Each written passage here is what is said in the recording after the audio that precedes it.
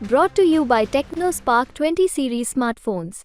बताया कि आजम खां 50 साल से सियासत के अंदर मौजूद हैं, लेकिन उसके बाद भी आपकी ही पार्टी में आपकी बात नहीं रखी जा रही है। तो मेरी नज़र में कहीं ना कहीं ये वोट पर इम्पैक्ट करेगी और वोट उतना नहीं पड़ पाएगा समाजवादी पार्टी को जितना कि अगर आजम खां की बात मान ली जाती तब पड़ता। मुझे जहाँ तक लगता है कि आजम खां का अब से इस चुनाव में कोई दखल नहीं रहने वाला है। रामपुर की आवाम बहुत कश्मकश में है इन 2-3 लीडरों को लेकर जो कि बाहर से नए चेहरे आए हैं।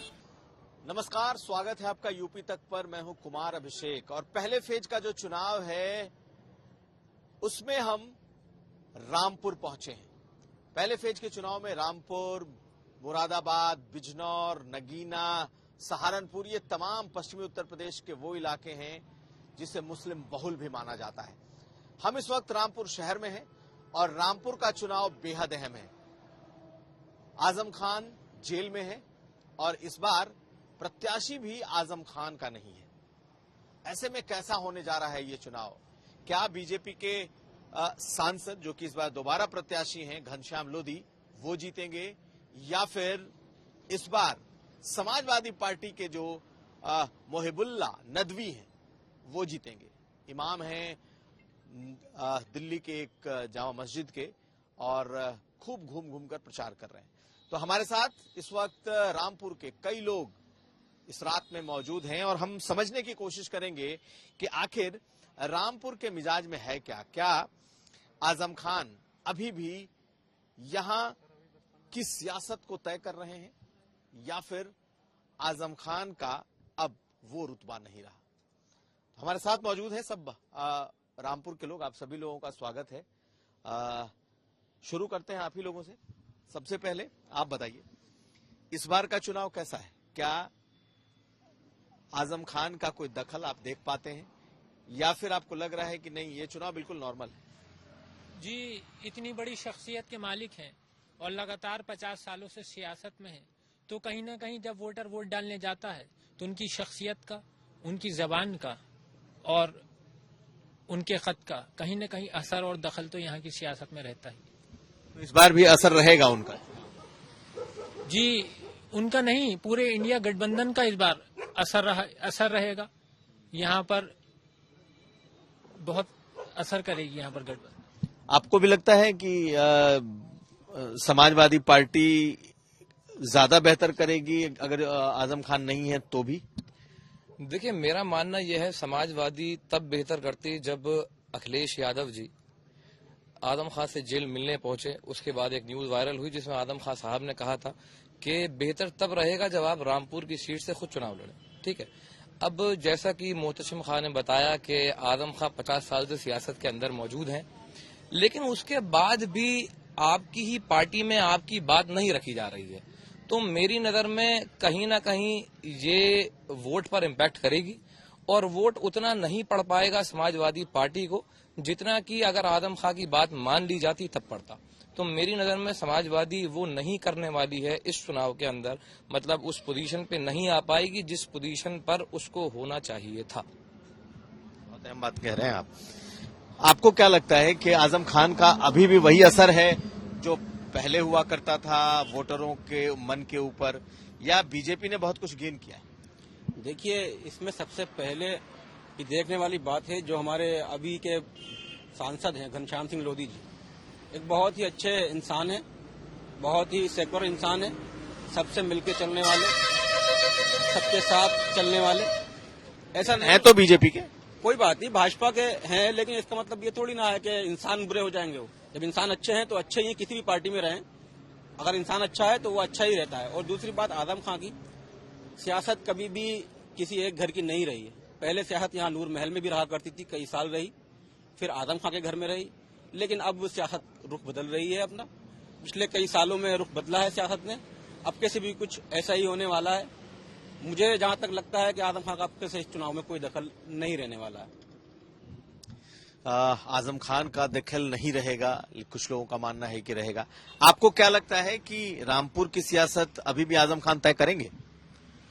देखिए, ये बताना बड़ा मुश्किल होगा क्योंकि जैसे कि आप सभी लोग जानते हैं मौजूदा हालात में जो चुनावी पार्टियां जिस तरीके से समीकरण अपने अपने पेश कर रही हैं रामपुर में, और एक समाजवादी पार्टी के जो बहुत बड़े नेता हैं जिन्होंने अपना एक लंबा समय समाजवादी को दिया और रामपुर से समाजवादी को बहुत अच्छा योगदान भी दिया पार्टी को। जी, आजम खान साहब, और वो इस समय किन परेशानियों को झेल रहे हैं या किस तरीके की सिचुएशन में फंसे हुए हैं। और सबसे दूसरी चीज ये है कि रामपुर वालों के सामने इन सियासी पार्टियों ने बहुत बड़ा एक चैलेंज खड़ा कर दिया है, जिसके रामपुर की आवाम जो थी वो आधी नहीं थी। रामपुर की आवाम के लिए एक लीडर था जिसको वो शुरू से सपोर्ट करती थी, लेकिन अब रामपुर की आवाम बहुत कश्मकश में है इन 2-3 लीडरों को लेकर जो कि बाहर से नए चेहरे आए हैं रामपुर में। तो बहुत ही ज्यादा कश्मकश बनी हुई है कि किसको सपोर्ट करा जाए, किसको सपोर्ट नहीं करा जाए, क्योंकि एक जो पुराना वर्चस्व था आजम खान साहब का वो लगभग नष्ट होता हुआ दिखाई दे रहा है रामपुर में मौजूदा हालात की स्थितियों को देखकर। तो मुझे नहीं लगता कि इसमें इस वक्त आजम खान साहब का कोई इन्वॉल्वेशन इसमें रहेगा या किसी प्रकार का समाजवादी को सपोर्ट रामपुर से मिल पाएगा। तो हम जहां बैठे हैं हमारे चारों तरफ मुस्लिम युवा हैं।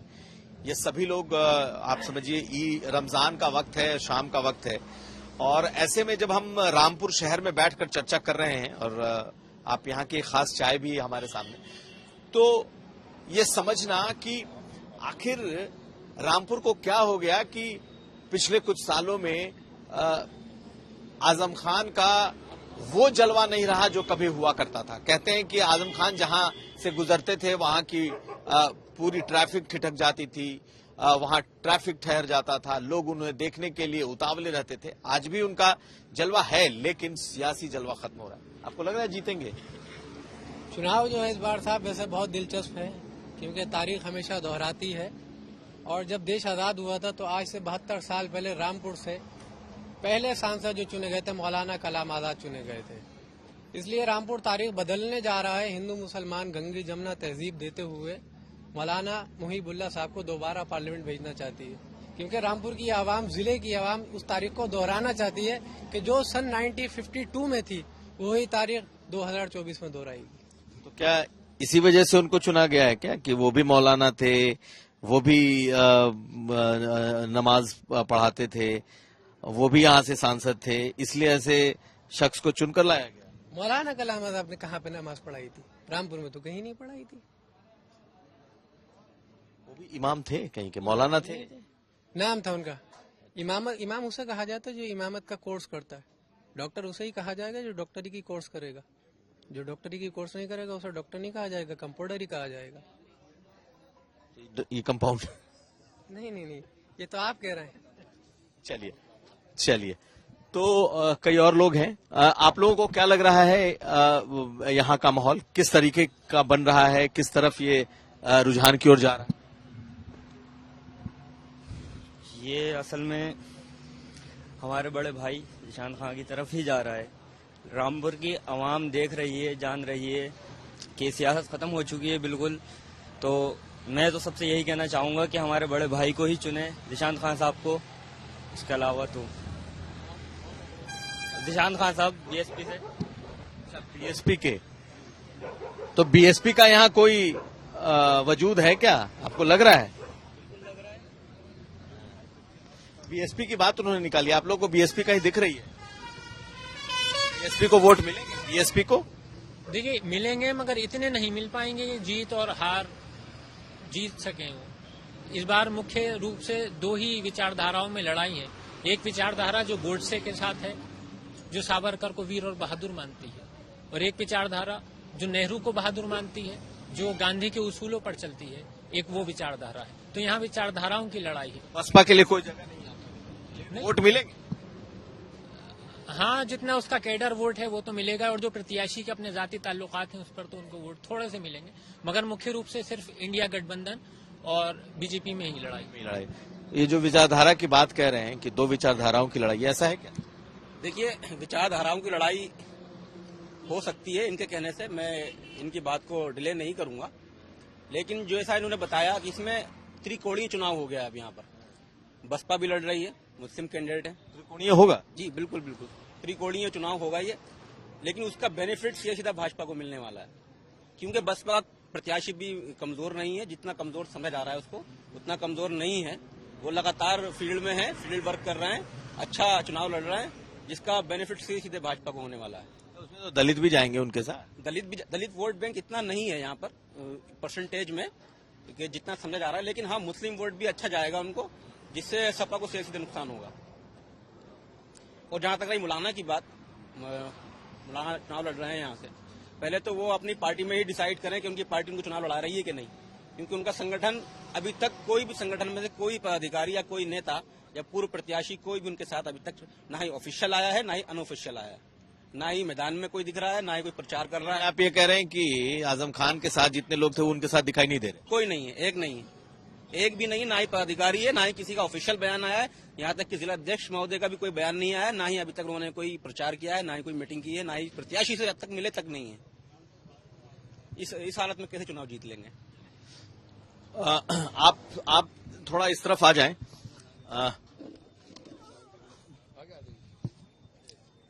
आइए इस तरफ आ जाइए, आप थोड़ा और आगे आइए। हाँ, आपको क्या लग रहा है, रामपुर का मूड माहौल क्या है? किसकी तरफ जाए? रामपुर का मूड माहौल सर यह है कि यहाँ आदम खां का ही बोलबाला रहता है, लेकिन कुछ टाइम से अब उनकी सियासत जरा जेल में जाने से, अब भी जो कैंडिडेट उनका कैंडिडेट नहीं है, इस पर असर बैठेगा आदम खां का इस पे। तो किस तरफ जाएगा? हाँ, तो अब कैंडिडेट नहीं है तो भी लोग तो को वोट करेंगे? नहीं करेंगे, कम से कम 20% लोग वोट नहीं करेंगे, 20% वोट नहीं करेंगे, 20% लोग नहीं करेंगे, नहीं करेंगे, जाएंगे ही नहीं वोट।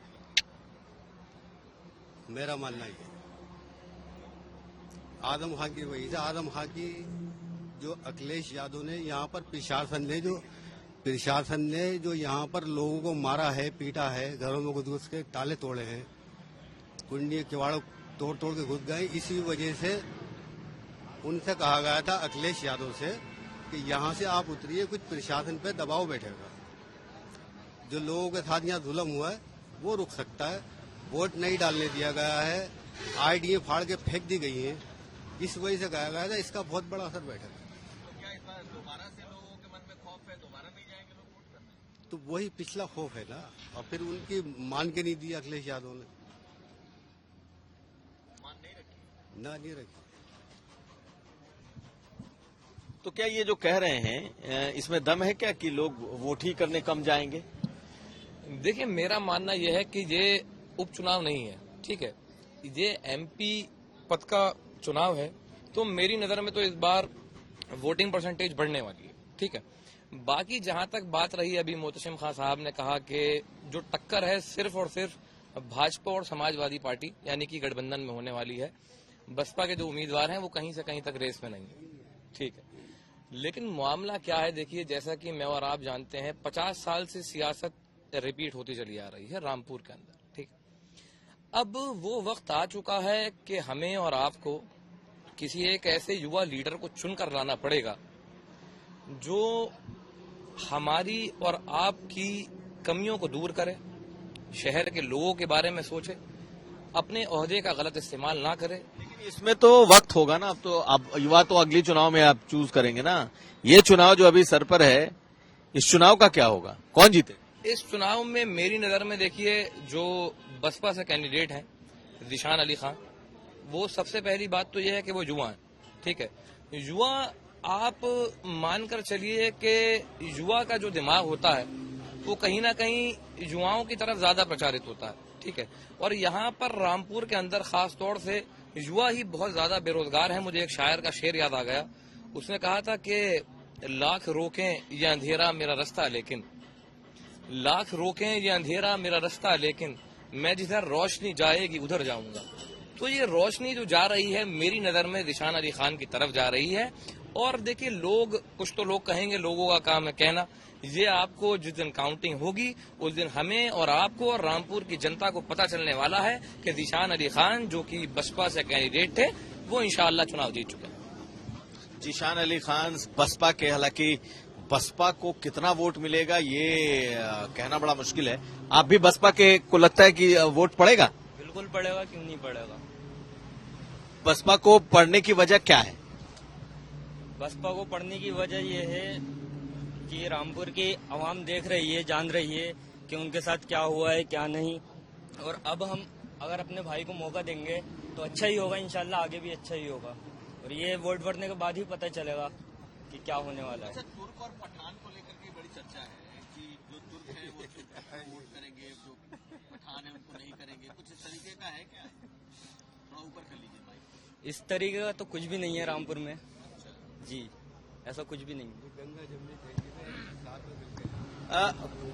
जिस सवाल को मैंने अभी उठाया है, इसकी चर्चा में चलते चलते सुन रहा हूं कि बहुत समय से तुर्क बिरादरी को कोई सीट कभी चुनाव नहीं लड़ाया गया। आप लोगों को लगता है कि कोई तुर्क पहली बार आया है तो उसका असर उनकी कम्युनिटी में, मतलब मुसलमानों में भी जो तुर्क है उसमें असर होगा? जी, तुर्क यहाँ पर तो कई बड़े नेता हैं और ये तो भेदभाव की बात शायद यहाँ है ही नहीं। यहाँ हिंदू, मुस्लिम, सिख, ईसाई सब एक भाई हैं, एक ही थाली में खाना खाते हैं और हमेशा एक साथ रहते हैं। तो यहाँ ये कोई मसलियत नहीं। यहाँ हमेशा अच्छे लीडर को, अच्छे नेता को हर शख्सियत पर तरजीह दी गई है, हर हमेशा ही। तो यहाँ कुछ नहीं है ऐसा, तुर्क, पठान, हिंदू, मुस्लिम ऐसा नहीं चलता? देखिए, मेरे ख्याल से सपा के अंदर तुर्क समाज में और भी कई बड़े बड़े नाम थे जो कि स्थानीय नेता थे, जिनकी पकड़ थी। अगर उनको टिकट दिया जाता तो बहुत बेहतर होता। जैसे कि मेरे जहन में एक नाम आ रहा है हाफिज अब्दुल सलाम साहब का। कई बार जिला पंचायत के अध्यक्ष रह चुके हैं, उनकी पत्नी जिला पंचायत की अध्यक्ष रह चुकी हैं। उनका असर है देहात में, तुर्क समाज में। अगर उनको ये टिकट दिया जाता तो ये जरा सा भारी पड़ता चुनाव। लेकिन देखिए, वो स्वार में पैदा हुए रहे अब, लेकिन वो यहाँ पर सक्रिय नहीं थे। तो जब बसपा की तरफ से जो नाम आ रहे हैं, आपको लगता है कि बसपा का भी असर रहेगा? मैंने कहा ना, बसपा जो वोट लेकर जाएगी उससे सीधा फायदा भाजपा को होने वाला है। हमने आजम खान को लेकर बात की, हमने तुर्क पठान को लेकर के बात की। अब एक सवाल सबसे है कि आखिर, हालांकि अभी वक्त है चुनाव में, लोगों का मूड आखिर तक बदलता है, लेकिन लोग क्या सोचते हैं? जो युवा इस वक्त हमारे साथ हैं, हालांकि अलग अलग पार्टियों से ये जुड़े हो सकते हैं या फिर उनके विचारों से जुड़े हो सकते हैं, लेकिन जीत कौन रहा है, मेरा सवाल यही है। और सबसे पहले आपसे है कि जीतेगा कौन, आपको क्या लगता है? कहना तो थोड़ा सा मुश्किल है कि फिलहाल कौन जीतेगा यहाँ से, लेकिन हाँ, ये कहना बहुत आसान होगा कि इस वक्त फाइट बहुत ज्यादा हालात में यहाँ पर देखने को मिलेगी, क्योंकि 2 नए चेहरे हैं, 2 से 3 नए चेहरे हैं। और रामपुर की आवाम का मिजाज मैं आपको बताना चाहूंगा कि यहाँ पर आवाम को नेता नहीं चाहिए, यहाँ की आवाम को अपनी कयादत संभालने वाला चाहिए। शायद ऐसे शख्स जो पहले थे उनके अंदर ये क्वालिटी मौजूद थी, इसी वजह से रामपुर की आवाम ने उनको चुना और बहुत लंबे समय तक अपनी कयादत बनाए रखा। तो अब ये रामपुर की आवाम के लिए बड़ा एक सवाल हो गया है कि वो अपनी कयादत के लिए कुछ ऐसा चेहरा ढूंढ के लाए, या इनमें से किसी एक को एक ऐसा चेहरा की जिम्मेदारी दे। जी, मुझे माफी चाहता हूं मैं, मुझे ऐसा नहीं लगता कोई कि ये मेरी रामपुर की कयादत संभाल सकते हैं, क्योंकि मेरी रामपुर की जो तहजीब है वो प्रदेश के हिसाब से थोड़ी सी अलग है। तीनों कैंडिडेट में कोई ऐसा नहीं दिखता है जीतने लायक आपके हिसाब से? जीतेगा कोई ना कोई तो जीतेगा। देखिए, जब 2 चेहरे नए होंगे और लोग वोट डालने वाले डिस्टर्ब होंगे तो जाहिर सी बात है तीसरा आदमी के लिए उसके लिए ऑप्शन खुला होगा। मैं नाम नहीं खोल रहा हूँ यहाँ पर, लेकिन आप समझ जाएंगे मैं कहाँ बात कर रहा हूँ। उस तीसरे आदमी के लिए ऑप्शन खुला होगा जिसका सत्ता का सहयोग भी जिसको मिलेगा, और जो सत्ताधारी भी है इस समय, तो ये सीधा उनको एक फायदा मिलेगा इन्हें। आपको क्या लगता है कौन जीत रहा है? जी, जीत और हार का फैसला वक्त पर छोड़े देते हैं। मैंने आपको आईना दिया, आप उसमें चेहरे तलाश कर लीजिए। आप बताइए। देखिए, चला था जिक्र महफिल में मेरी खामियों का, जो लोग बहरे थे वो भी बोलने लगे। मैं राष्ट्रीय या प्रदेश स्तर पे नहीं जाना चाहता। जो मेरे जिला स्तर पे जो वर्तमान में सांसद हैं, वो पूर्व में समाजवादी में एमएलसी भी रह चुके हैं। पर्सनली, व्यक्तिगत रूप से मैं उनको जानता हूं। बहुत अच्छे इंसान हैं, बहुत सुलझे हुए इंसान हैं। सबको साथ लेकर सबसे मोहब्बत करना, सबसे सलाम दुआ करना, सबके गम में खुशी में शरीक होना, ये उनकी आदत रही है और मुझे ये आदत उनकी पसंद है। मुझे इस बात से कोई मतलब नहीं। ये असर चुनाव पर आएगा? ये चुनाव पे बिल्कुल असर रहेगा। देखिए, यहाँ पर प्रत्याशी का असर रहता है। यही बस बहुजन समाज पार्टी थी जब विधानसभा का 2017 का चुनाव हो रहा था तो आजम खां के अगेंस्ट में 57,000 वोट लेकर आए थे। सेकंड थर्ड नंबर पर रहे थे डॉक्टर तनवीर अहमद खान। ये वही बसपा है जिसको आप 2-3 हजार वोट बाद में उस बाकी चुनावों में मिला। 57,000 वोट तो बहुत बड़ी बात हो गई। तो यहाँ प्रत्याशी का असर रहता है और घनश्याम सिंह लोधी जी की शख्सियत है कि वो चुनाव अच्छा लड़ रहे हैं अपनी कम्युनिटी में भी और बाकी कम्युनिटी में भी। आपको क्या लगता है कौन जीत रहा है? मौलाना मोहिबुल्ला ही जीत रहा, क्योंकि यहाँ जो वोट पड़ेगा वो समाजवादी पार्टी के नाम से नहीं बल्कि आजम खां के नाम से और आजम खां के काम से पड़ेगा। पिछले 10 साल से सेंट्रल में भी बीजेपी है और 5 साल से प्रदेश में भी है, लेकिन एक कार्य कोई करा हो तो बताइए। अभी तक पूरे रामपुर शहर के अंदर अगर आप बाइक लेके निकलेंगे और सर्वे करेंगे तो कुछ नहीं मिलेगा। फिर समाजवादी का ही जिस गली में जाएंगे तो एक ही तख्ती नाम की मिलेगी, उसके अलावा दूसरी तख्ती नहीं मिलेगी अभी भी आपको। तो ही जीत रहा है, सामने से कहना ही बेकार है। बसपा या सपा या भाजपा? देखिए, जैसा कि अभी इंतखाब भाई ने बताया कि बसपा को जो वोट पड़ने वाला है उससे सामने से फायदा भाजपा को होगा, लेकिन मैं इस बात से सहमत नहीं हूं। हमेशा से सियासत के अंदर मैंने खुद ये आजमाया है और तजुर्बा भी लिया है कि जिस कैंडिडेट को हम सबसे हल्का मानते हैं वो कहीं ना कहीं काउंटिंग के दिन अपना जलवा दिखाता है, वो जलवा बिखेरता है। तो मेरी नजर में ये जलवा बसपा पार्टी जरूर बिखेरेगी और इंशाअल्लाह चुनाव हमारा होगा। आपको क्या लगता है कौन जीत रहा है? घनश्याम लोधी जी जीतेंगे, आपस में हम लोग टकराएंगे। घनश्याम लोधी जीतेंगे। अगर इस दौरान जेल से कोई संदेशा आता है तो सपा जीतेगी और नहीं आता है तो घनश्याम लोधी जीतेगी। आप कुछ कहना चाहते हैं? अगर देखिए सर, अगर चुनाव पिछली बार की तरह नहीं हुआ, अगर चुनाव निष्पक्ष होगा, क्योंकि आर्मी होती है देश की सुरक्षा के लिए और पुलिस होती है समाज की सुरक्षा के लिए, अगर चुनाव निष्पक्ष होगा और मीडिया ट्रायल हमारा साथ देगी तो हम इंशाल्लाह जिंदगी रही तो दिखाएंगे समाजवादी की सीट कैसे जाएगी। और जहां तक रही बसपा को वोट देने की बात, तो मैं कहना नहीं चाहता कि आज से कबल बसपा ने किसको समर्थन देकर सरकार बनाई थी, मुझसे पहले सब लोग यहाँ बैठे हैं बाखूबी जानते हैं। तो इसलिए बेहतर होगा डायरेक्ट भाजपा को वोट दे दो, बसपा को ना देकर। तो बहुत अच्छी बातचीत रही इस रमजान की शाम रात, हम कह सकते हैं। यहाँ के लोगों से कुछ बीजेपी की बात कह रहे हैं, कुछ बसपा की भी बात कह रहे हैं, लेकिन आजम खान बेशक जेल में हो लेकिन उनके असर को नकारा नहीं जा सकता। यूपी तक के लिए रामपुर से मैं कुमार अभिषेक।